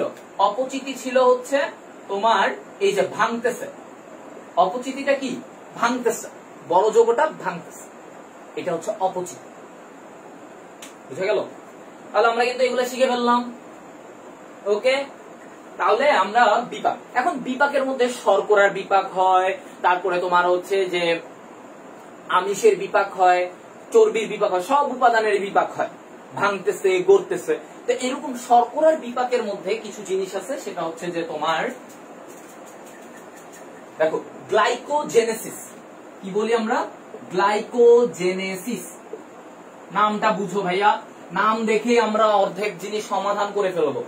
গ্লাইকো, গ্লাইকো মানে কি, গ্লাইকোজেন, গ্লাইকোজেন থেকে গ্লাইকো জেনেসিস, এটার মানে কি জানো? জেনেসিস মানে হচ্ছে তৈরি হওয়া। ঠিক আছে, জেনেসিস মানে কি, তৈরি। আর গ্লাইকো মানে এই যে গ্লাইকোজেন থেকে আসে। তাহলে এই গ্লাইকোজেন যে প্রক্রিয়ায় তৈরি হচ্ছে সেটাকে আমরা বলি গ্লাইকোজেনেসিস। তার মানে এই যে গ্লুকোজ, এই যে গ্লুকোজ, অনেকগুলো এন সংখ্যক গ্লুকোজ মিলে গ্লাইকোজেন হচ্ছে, এন সংখ্যক অসংখ্য গ্লুকোজ মিলে গ্লাইকোজেন হচ্ছে, এটাই হচ্ছে তোমার গ্লাইকোজেনেসিস। এবার আসো তাহলে গ্লুকোনিওজেনেসিসটা কি? গ্লুকোনিওজেনেসিসটা কি? এবার এটা গ্লুকোনিওজেনেসিসটা কি দেখি, জানো? বলো তো গ্লুকোনিওজেনেসিস কি? আচ্ছা, অনেকে প্রশ্ন করছো যে ওই যে কি গঠন করে কি ভাঙে। অনেক কিছুই গঠন করে, অনেক কিছুই ভাঙে। যেমন দেখো, এই যে গঠন হচ্ছে, এন সংখ্যক গ্লুকোজ মিলে গ্লাইকোজেন হচ্ছে, এটা কি গঠন না? অনেকগুলা গ্লুকোজ মিলে জোড়া লেগে বড় একটা যৌগ গ্লাইকোজেন তৈরি করলো, এটা গঠন না? এটা আবার ভাঙবে কি রকম, আমি এটাও আসবে সামনে, দেখবা আবার কি কি জিনিস ভাঙতেছে। আচ্ছা দেখো, তো গ্লুকোনিওজেনেসিস এই কথাটা দিয়েই কিন্তু আমরা সব বুঝে ফেলব। জাস্ট এই ওয়ার্ডটা দিয়ে, আমাকে মুখস্থ পুরো প্যাসেজ পড়ার কোনো দরকার নেই, আমি এই ওয়ার্ডটা দিয়ে বুঝবো গ্লুকোনিওজেনেসিস মানে কি। দেখো, গ্লুকো, গ্লুকো ওয়ার্ডটা আসছে গ্লুকোজ থেকে, ঠিক আছে, গ্লুকোজ থেকে গ্লুকো, নিও, এটা দিয়ে মনে রাখতে পারো, নিউ, নিউ থেকে নিও, মানে নতুন করে, নতুন করে, এভাবে মনে রাখার জন্য দেখো, নিও মানে নিউ, নিউ থেকে নিও, নতুন করে, জেনেসিস তৈরি। এবার কি দাঁড়াচ্ছে, নতুন করে গ্লুকোজ তৈরি, মানে গ্লুকোনিওজেনেসিস কি, নতুন করে গ্লুকোজ তৈরির প্রক্রিয়াকে আমরা গ্লুকোনিওজেনেসিস বলি। এখন কথা হচ্ছে ভাইয়া, নতুন করে গ্লুকোজ এটা আবার কেন, মানে নতুন করে আবার গ্লুকোজ হয় নাকি? গ্লুকোজ তো শর্করা থেকেই আসবে, এটাই তো তোমরা পড়েছো, স্টার্চ, গ্লাইকোজেন এগুলা ভাঙলেই তো গ্লুকোজ পাওয়া যাবে, আর কিভাবে গ্লুকোজ হবে? হইতে পারে যেমন তোমার এই গ্লিসারল, তোমরা জানো যে চর্বিকে ভাঙলে আমরা কি পাই, চর্বিকে ভাঙলে ফ্যাটি অ্যাসিড আর গ্লিসারল পাই, এই গ্লিসারল থেকে গ্লুকোজ বানানো সম্ভব, গ্লিসারল থেকে গ্লুকোজ হতে পারে। এরপরে অ্যামিনো অ্যাসিড, তোমরা নাম পড়েছো অ্যামিনো অ্যাসিড, পড়েছো না, ওই যে প্রোটিনকে ভাঙলে অ্যামিনো অ্যাসিড পাওয়া যায়, এই অ্যামিনো অ্যাসিড থেকেও গ্লুকোজ পাওয়া যায়, কি আশ্চর্য ব্যাপার, এগুলো থেকেও পাওয়া যায়। আগে তো পড়তাম ভাই শর্করা থেকে, এগুলো থেকেও পাওয়া যাবে। হ্যাঁ, এই যে দেখো অ্যামিনো অ্যাসিড মানে হচ্ছে এই যে অ্যামিনো অ্যাসিড, আমি সংক্ষেপে এ লিখলাম, মানে অ্যামিনো অ্যাসিড। এই অ্যামিনো অ্যাসিডের মধ্যে একটা অ্যামিনো অ্যাসিড আছে যার নাম অ্যালানিন। কি নাম? অ্যালানিন। এই যে অ্যালানিন, এই অ্যালানিন অ্যামিনো অ্যাসিডটা কিসে পরিণত হয় জানো? এরপরেও পাইরুভেট, একটা যৌগ পাইরুভেট, এই যৌগে পরিণত হয়।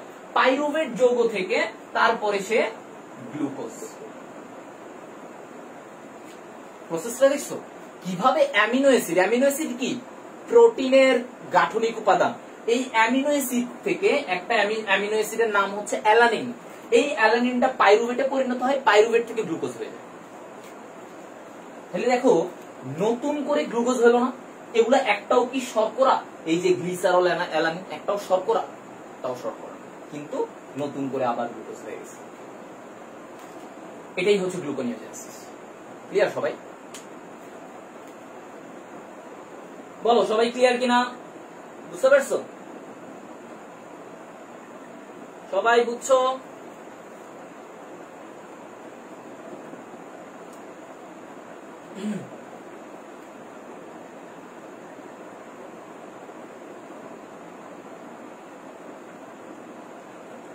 ঠিক আছে, তাহলে কোন প্রসেসটা? এইটার প্রসেস তো আসলে অনেক বড়, এগুলো তোমাদের মানে অনার্স অন্য লেভেলের। আমি তোমাদেরকে তাও ইজি করে দিচ্ছি, মানে তোমরা এইটা মনে রাখবা যে গ্লিসারল থেকে গ্লুকোজ হতে পারে, অ্যালানিন থেকে অ্যামিনো অ্যাসিড, এইটা থেকেও তোমার আমি জাস্ট একটু দেখাইলাম যে ভাইয়া আপনি তো উদয় বললেন, আপনার কথা বিশ্বাস করবো না, এই কারণে দেখালাম যে এইভাবে অ্যালানিন থেকে পাইরুভেট, পাইরুভেট থেকে এরপরে গ্লুকোজ হয়। ঠিক আছে, ভেঙে ভেঙে। এখন এগুলোর যদি রাসায়নিক স্ট্রাকচার দিয়ে করতে চাও, ওটা তোমরা হচ্ছে যে যখন যদি কেউ বায়োকেমিস্ট্রি ওগুলো নিয়ে পড়ো অনার্স লেভেলে, তখন এগুলো তোমরা পাবা। এখন এগুলো বলা মানে তোমাদের লেভেলে মাথা নষ্ট করা। আমি চাই না আমার স্টুডেন্ট কারো মাথা নষ্ট হোক, সবাই সুস্থ থাকতে হবে, ঠিক আছে? কিন্তু বুঝে, যতটুকু তোমার হাইয়েস্ট লিমিট পর্যন্ত তুমি বুঝতে চাও সেইটুকু। হ্যাঁ, এখন স্ট্রাকচার দিয়ে বুঝাইলে তোমার আরো আধা ঘন্টা লাগবে শুধু এটার স্ট্রাকচার একে বুঝাইতে গেলে। আচ্ছা ঠিক আছে, তাও আমরা যত পারি আমরা শিখবো, ঠিক আছে? অ্যামিনো অ্যাসিড, এই জান্নাতুল কমেন্ট করছে অ্যামিনো অ্যাসিড থেকে অ্যালানিন, তারপরে কি? তারপরে এটা পাইরুভেট, পাইরুভেট, ঠিক আছে? ওকে,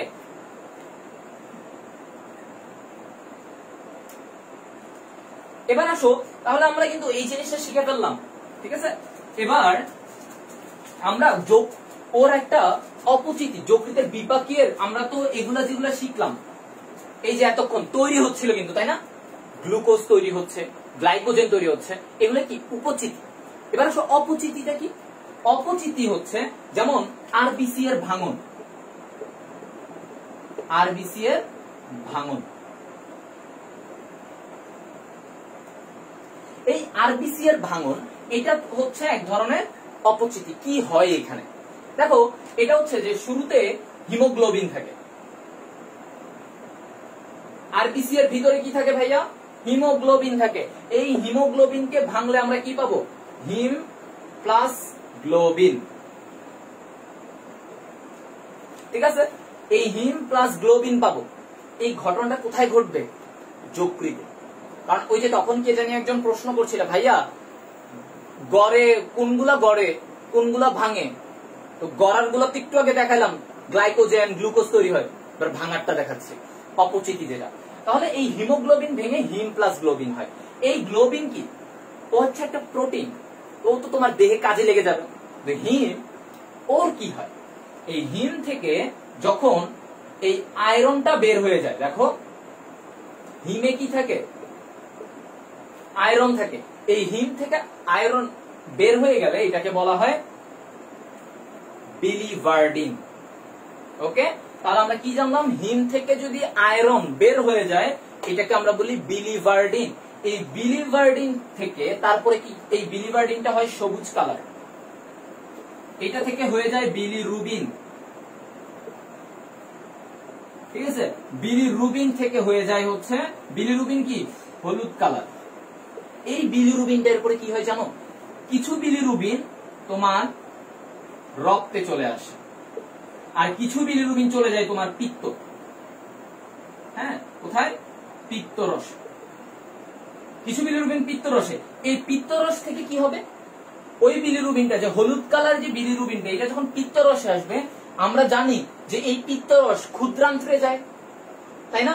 পিত্তরস কি ক্ষুদ্রান্ত্রে কি ওই যে চর্বি পরিপাকে সাহায্য করে। তোমরা যদি এই চ্যাপ্টারে আগে একটু পড়ে থাকো তাহলে বুঝবা। এখন এই পিত্তরস যখন চর্বি পরিপাকে যায়, চর্বি পরিপাকে ক্ষুদ্রান্ত্রে যাবে, ক্ষুদ্রান্ত্র থেকে ও ক্ষুদ্রান্ত্রে গেল, দেখো ক্ষুদ্রান্ত্রে গেল, ক্ষুদ্রান্ত্র থেকে ও কোথায় যাবে? এই বিলিরুবিন কিন্তু শোষণ হয় না, ক্ষুদ্রান্ত্রে ওর কোনো শোষণ হয় না। কি হবে? শোষণ যেহেতু হবে না, মল হয়ে বের হয়ে যাবে। এই যে মল, মলের মাধ্যমে বের হয়ে যায়। এই কারণে মলের রং হলুদ হয়। মলের রং কেন হলুদ হয়? কারণ এই বিলিরুবিনটা ওর সাথে যুক্ত থাকে, ক্ষুদ্রান্ত্রে থাকে, ক্ষুদ্রান্ত্রে আসে এই বিলিরুবিন, তারপরে ও মলের সাথে মিশে যায় এই বিলিরুবিন অংশটা, এই কারণে মলের রং হলুদ। আর এই যে কিছু বিলিরুবিন আবার বলছিলাম রক্তে যায়, রক্ত থেকে ও কোথায় যাবে? বৃক্কে। এই রক্তটা কি হবে? বৃক্কে যাবে। কিডনি, আমাদের পেছনে কিডনি আছে, কিডনিতে যাবে। এই বৃক্কে যাওয়ার পরে কি হবে? বৃক্কে গিয়ে ও পরিশ্রুত হয়ে যাবে, বের হয়ে যাবে, এই বিলিরুবিনটা বের হয়ে যাবে। কার মাধ্যমে বের হবে? মূত্র, মূত্রের মাধ্যমে বের হবে। দেখছো? তাহলে একদিকে বিলিরুবিন মূত্রের মাধ্যমে বের হচ্ছে, আর একদিকে মলের মাধ্যমে বের হয়ে যাচ্ছে।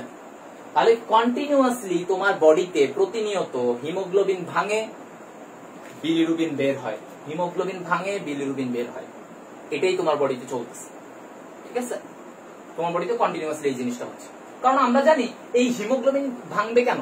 কারণ আমরা জানি আরবিসি এর মেয়াদ কয়দিন? 4 মাস। তাহলে প্রতি 4 মাস পর পর প্রত্যেকটা আরবিসি ভাঙতেছে। আরবিসি ভাঙলে হিমোগ্লোবিন ভাঙবে, হিমোগ্লোবিন ভাঙলে আমার এগুলো তৈরি হবে। এবার বলো তো, বিলিরুবিন যদি বেড়ে যায় এটাকে কি বলি আমরা?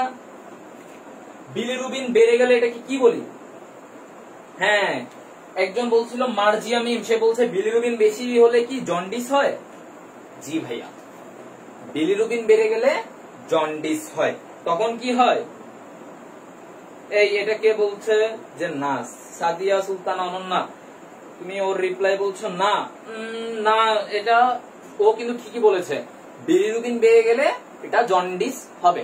ঠিক আছে, বিলিরুবিন বেড়ে গেলে আমরা ওটাকে জন্ডিস বলি, এবং ওইখানে চোখ, হাত, পা এগুলো হলুদ হয়ে যায় কিন্তু আমাদের। ঠিক আছে, এবং জিহ্বা, জিহ্বার নিচের অংশটা, হ্যাঁ উল্টাইলে জিহ্বার পেছনের যে নিচের অংশটা থাকে ওটা হচ্ছে যে তোমার থাকবে। ঠিক আছে, এরপর আসো, কেউ বলতেছে ইউরিয়া টপিক স্কিপ করে গেছে। ভাইয়া স্কিপ তো অনেক কিছুই করবে, আমি তোমাদেরকে মেইন জায়গাগুলোতে একটু হিট করছি, কারণ এই চ্যাপ্টার তো তোমরাই বল ভাইয়া এটা কি এরকম পসিবল? এভাবে পসিবল না, কিন্তু তোমাদের অ্যাডমিশনের জন্য যে জায়গাগুলো গুরুত্বপূর্ণ আমি ওগুলাতে বেশি হিট করছি। তাহলে যকৃত গেল, এরপরে হচ্ছে অগ্নাশয় থেকে তোমরা কি করবা? অগ্নাশয়ে কোন? অগ্নাশয় কি একটা মিশ্র গ্রন্থি। অগ্নাশয়টা কি একটা মিশ্র গ্রন্থি কিন্তু। আচ্ছা বলো তো, যকৃত কি মিশ্র গ্রন্থি নাকি বহিঃক্ষরা নাকি অন্তঃক্ষরা? কে বলবা দেখি, বলো তো যকৃত কোন ধরনের গ্রন্থি? বহিঃক্ষরা, অন্তঃক্ষরা নাকি মিশ্র? যকৃত। দেখি বলো।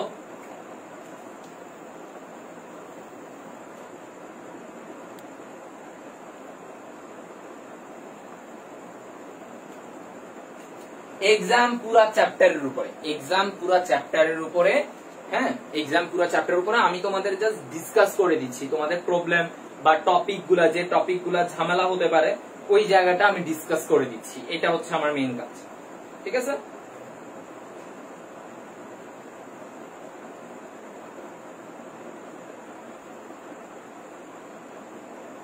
ওকে।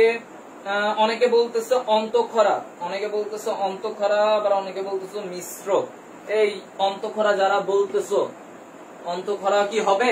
অন্তঃক্ষরা হবে না, যকৃত একটা মিশ্র গ্রন্থি, এটা জানতে হবে। যকৃত একটা মিশ্র গ্রন্থি। কেন কেন ভাইয়া ওকে মিশ্র কেন বললেন? ওর দুইটা অংশই আছে, বহিঃক্ষরা এবং অন্তঃক্ষরা, দুইটা অংশ আছে। ও কি করে? অন্তঃক্ষরা যেটা মানে ওর অন্তঃক্ষরা অংশটা হরমোন তৈরি করে। কোন হরমোন? এনজিওটেনসিনোজেন। ঠিক আছে, ওর এই যে অন্তঃক্ষরা অংশটা ওইটা এনজিওটেনসিনোজেন ক্ষরণ করে, এবং ওর যেটা বহিঃক্ষরা অংশ সেটা কি ক্ষরণ করে? সেটা পিত্ত রস, পিত্ত রস ক্ষরণ করে। কেন ভাই ওকে কেন বহিঃক্ষরা অংশ বলতেছেন? কারণ আমরা জানি বহিঃক্ষরা মানে কি, এই যে বহিঃক্ষরা, বহিঃক্ষরা এটার মানে কি? যেই গ্রন্থির নালী আছে, নালী দিয়ে পরিবাহিত হয়। তাহলে দেখো এই যে পিত্তরস কি পিত্ত নালী দিয়ে পরিবাহিত হয় না? তাহলে কি ওকে আমরা বহিঃক্ষরা অংশ বলতে পারবো না? পারবো। আবার ওর এখানে এই হরমোন তৈরি হচ্ছে, তাহলে এই হরমোনটাকে আমরা কি বলতে পারি? যে এনজিওটেনসিনোজেন যে হরমোন, এই হরমোনটার কারণে কি হচ্ছে? ওর আমাদের দেহে অনেক কাজ হয় এনজিওটেনসিনোজেন হরমোনের কারণে। এগুলা আরো পরে রেচনের চ্যাপ্টারে পড়বা এনজিওটেনসিনোজেন হরমোন নিয়ে। তো এই এনজিওটেনসিনোজেন হরমোন বের করছে, তো এটা হচ্ছে অন্তঃক্ষরা অংশ। একই সাথে দুইটাই আছে, তাহলে যকৃত একটা মিশ্র গ্রন্থি। ক্লিয়ার? বুঝতে পারছো সবাই? তাহলে আমরা এটা জানলাম। তাহলে অগ্নাশয়ের তোমরা এগুলো, আর এরপরে যেটা অগ্নাশয়ের যেটা বলছিলাম, অগ্নাশয় একটা মিশ্র গ্রন্থি। ওইখানে কি কি হরমোন বের হয়, যেমন অগ্নাশয়ের থেকে ইনসুলিন, গ্লুকাগন হরমোন, এগুলার কাজগুলা পড়বা। ইনসুলিন কি করে? গ্লুকোজ লেভেল কমায়, গ্লুকাগন বাড়ায় দেয়। তারপরে তোমাদের জন্য ইম্পর্টেন্ট কি, আমাদের কিন্তু শোনো যকৃত অগ্নাশয় খুবই ইম্পর্টেন্ট টপিক এমসিকিউ এর জন্য। এরপরে হচ্ছে যে শুরু থেকে মুখ গহ্বরে যা কিছু বললাম, এরপরে হচ্ছে যে তোমার পাকস্থলীতে, এগুলো অনেক গুরুত্বপূর্ণ। শোষণ, এর পরিপাকের ব্যাপারটাই আসি। পরিপাকে কি অনেক এনজাইম থাকে না? এখন এনজাইমে এমসিকিউতে কিভাবে পড়তে হবে তোমাকে জানো? তোমাকে যেটা আসবে, তোমরা যেটা পড়বা সেটা হচ্ছে যে অগ্নাশয় রসের এনজাইম গুলা কি কি। এভাবে প্রশ্ন আসে যে নিচের কোনটি অগ্নাশয় রসের এনজাইম, অথবা তোমাকে এভাবে প্রশ্ন দিবে যে নিচের কোনটি শর্করা পরিপাকের এনজাইম। এভাবে কোশ্চেন দিবে তোমাকে। ঠিক আছে, তাহলে এটা মনে রাখতে হবে। বুঝছো সবাই? বলো দেখি। অগ্নাশয়ের এখানে কার কার কি সমস্যা আছে?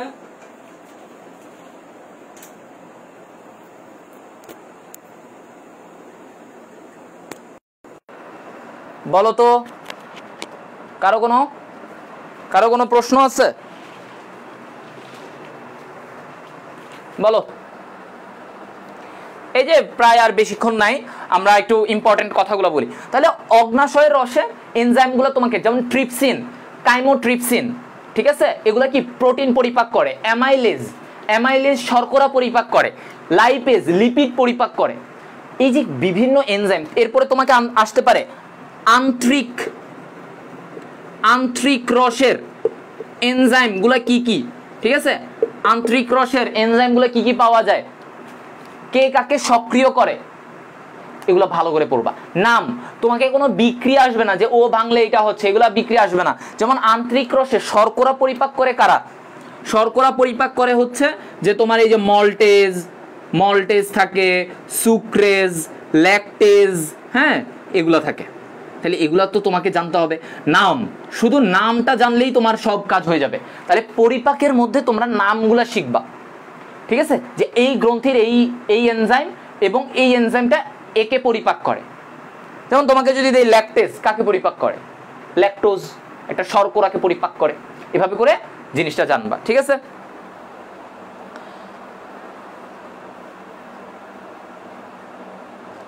আচ্ছা সবাই বুঝতে পারছো? অগ্নাশয়ে টোটাল 4 ধরনের কোষ থাকে। কে একজন প্রশ্ন করছো, অগ্নাশয়ে টোটাল 4 ধরনের কোষ থাকে, আলফা, বিটা, গামা, ডেল্টা, 4 ধরনের কোষ থাকে।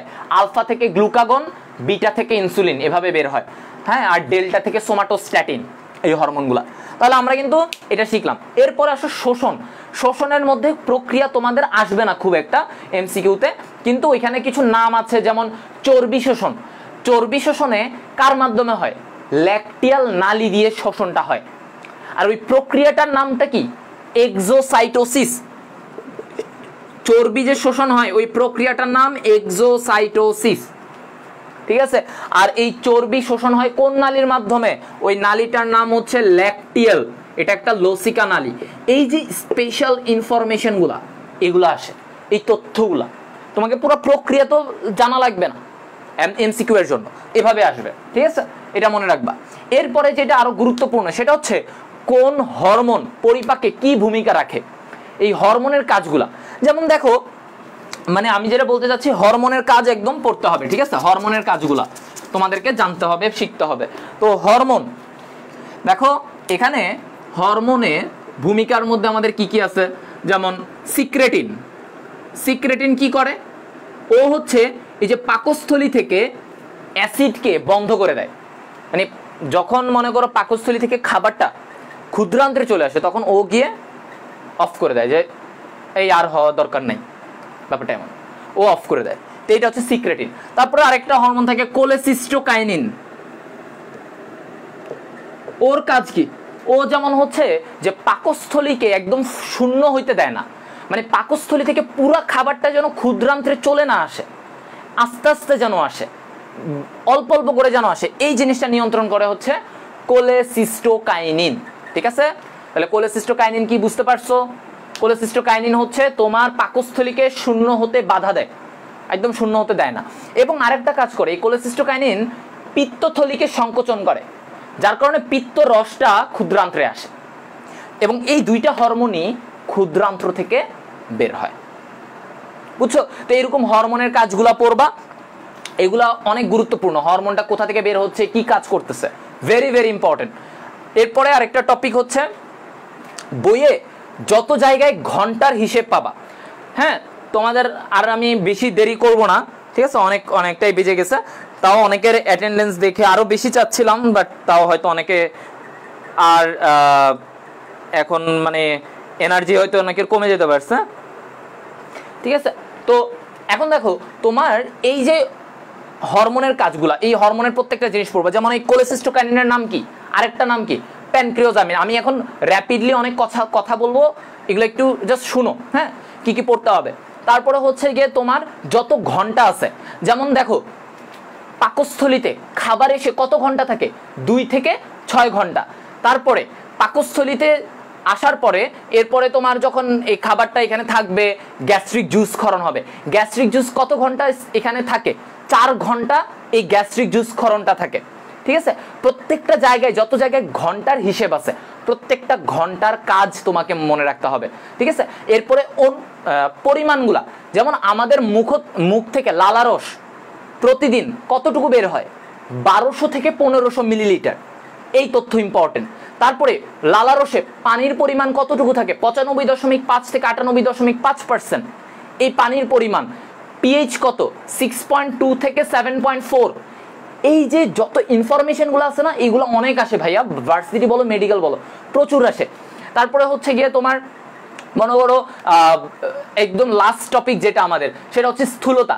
স্থূলতা থেকে কি, স্থূলতার কারণে কি কি রোগ হয়, করোনারি রোগ হয়, স্ট্রোক হয়, মানে ব্রেইনে তোমার রক্তক্ষরণ হয়, ওটাকে আমরা বলি স্ট্রোক। তারপরে হচ্ছে গিয়ে তোমার স্লিপ অ্যাপনিয়া হয়, একটা রোগ আছে ওটার নাম হচ্ছে কি স্লিপ অ্যাপনিয়া, ঠিক আছে? Sleep apnoea. এই স্লিপ অ্যাপনিয়া মানে কি? অ্যাপনিয়া মানে হচ্ছে শ্বাস প্রশ্বাসে কষ্টকর। স্লিপ ঘুমন্ত, মানে তুমি ঘুমের সময়, ঘুমে থাকাকালীন, ঘুমানোর সময় তোমার শ্বাস প্রশ্বাস, শ্বাস নিতে কষ্ট হচ্ছে, এই রোগটা হয় স্লিপ অ্যাপনিয়া। তো এইটা কেন হইতে পারে? তোমার যদি স্থূলতা থাকে, ওই যে একটু মোটা ওইরকম থাকে, তখন তোমার এটা হইতে পারে এই রোগগুলা। তারপরে আরো অনেক রোগ হয়, অস্টিও আর্থ্রাইটিস, হ্যাঁ, এরকম বিভিন্ন ধরনের। আমার ডায়াবেটিক, টাইপ 2 ডায়াবেটিস হয়, এগুলো হয়ে থাকে, এগুলো মনে রাখবা। এরপরে তোমার এই স্থূলতা আমরা কিভাবে বুঝি? বিএমআই দেখে। তাহলে বিএমআই কত থেকে কত হলে তুমি আন্ডারওয়েট, তুমি স্বাভাবিক, তুমি ওভারওয়েট, তুমি স্থূলতার প্রথম স্তর, দ্বিতীয় স্তর, প্রত্যেকটা তোমাকে জানতে হবে। যেমন দেখো 30 থেকে 34.99, এটা কি স্থূলতার প্রথম স্তর। 34 এরপরে 35 থেকে 39.99, এটা কি স্থূলতার দ্বিতীয় স্তর। 40-এর পরে স্থূলতার তৃতীয় স্তর। এইভাবে প্রত্যেকটা ইনফরমেশন তোমাকে পড়তে হবে, ঠিক আছে? এগুলা জানবা। এরপরে হচ্ছে স্থূলতা। এই যে এখানে আমি তোমাদের কমেন্ট দেখছিলাম, তোমাদের কোনো কোয়েশ্চেন আছে কিনা বলো তো। এরপরে দেখো আরো আমি অনেকগুলো ইনফরমেশন, আসলে বায়োলজি মানে তো ইনফরমেশন, অনেক কিছু আছে, তো আমি তোমাদেরকে এই কারণে বলে দিচ্ছি যে কিভাবে কি কি পড়বা। এরপরে হচ্ছে যেমন স্থূলতার কারণগুলা কি কি। যেমন তুমি বসে বসে খাওয়া দাওয়া, মানে বসে বসে জীবনকাল কাটাও, খালি ঘুমাও, তারপরে হচ্ছে গিয়ে তুমি ব্যায়াম ট্যায়াম করো না, এরপরে হচ্ছে গিয়ে তোমার ডিপ্রেশন, মানসিক কোনো ডিপ্রেশনের কারণে, এরপরে হচ্ছে যে তোমার ওই যে যারা মহিলা থাকে তাদের প্রেগনেন্সি, গর্ভাবস্থার কারণে কিছু তাদের ওয়েট গেইন হয়, তাদের ওজন কিছুটা বেড়ে যায়, এগুলা পড়বা। এরপরে জিনগত কারণে বাড়তে পারে, দেখবে দেখা যাচ্ছে যে বাবা বা মায়ের স্থূলতা ছিল, তারও হইতে পারে। তো ওই জিনটার নাম কি? যেই জিনের কারণে স্থূলতাটা দায়ী, ওই জিনটাকে আমরা বলি লেপটিন জিন। এটা একটা ইম্পর্টেন্ট ইনফরমেশন, এটা হচ্ছে লেপটিন জিন। লেপটিন জিন দিয়ে কি হয়? এই যে স্থূলতার, মানে ওই যে বাবার থেকে তোমার দেহে চলে আসবে, মা থেকে তোমার দেহে আসতে পারে, এই লেপটিন জিন। এটা ইম্পর্টেন্ট ইনফরমেশন, মনে রাখবা। এরপরে হচ্ছে স্থূলতা প্রতিরোধে কি কি করব, পয়েন্টগুলো পড়তে হবে তোমাকে, যে নিয়মিত ব্যায়াম করবা, তারপরে হচ্ছে খাবার দাবারটা কন্ট্রোল করবা, তারপরে হচ্ছে ওই যে ফাস্ট ফুড খাবারটা মানে দূরে রাখবা, হ্যাঁ, প্রতিদিন ওজন মাপবা, কিছু ঔষধ নিবা, হ্যাঁ, ওই ওষুধের নামগুলো আছে দেখবা তোমাদের বইয়ে, নামগুলো একটু মনে রাখতে পারো, অরলিস্টেড, লরক্যাসেরিন, ফেন্টারমিন, এই ওষুধগুলা। তো এই নামগুলো যদি মনে রাখো তাহলে তোমার স্থূলতা এগুলাই ঘুরে ফিরে এগুলাই। কারণের হেডলাইন, প্রতিরোধের হেডলাইন। স্থূলতার কারণে কি কি রোগ হয়, যে যা যা বললাম তোমাদেরকে, অনেকগুলা রোগ বললাম, ডায়াবেটিস, করোনারি হৃদরোগ, অনেক রোগের নাম বললাম, এগুলা বইয়ে এগুলো আসতে পাবা, এগুলাই তোমার ঘুরে ফিরে আসবে।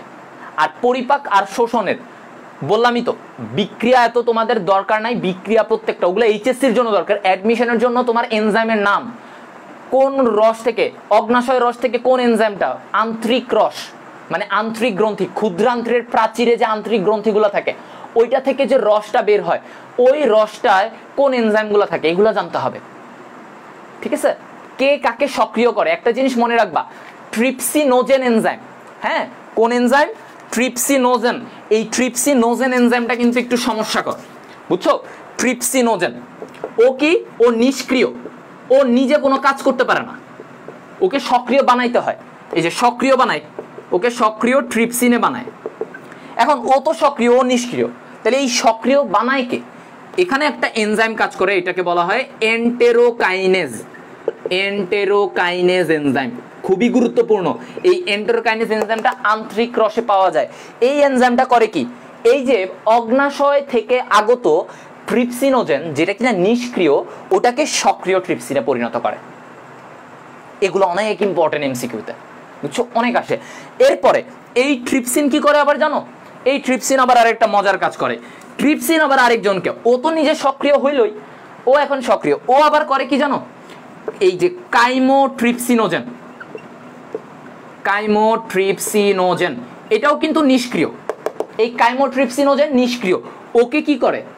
সক্রিয় কাইমোট্রিপসিনে পরিণত করে।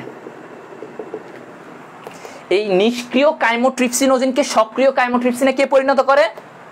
ট্রিপসিন ও পরিণত করে, বুঝছো? তাহলে এই ছকটা দিয়ে তুমি কিন্তু দুইটা ইম্পর্টেন্ট ইনফরমেশন তোমার মাথায় ঢুকে গেল, এবং এগুলো ভার্সিটিতে এসেছিল, এই কারণে আমি এত কিছু বললাম। ঠিক আছে,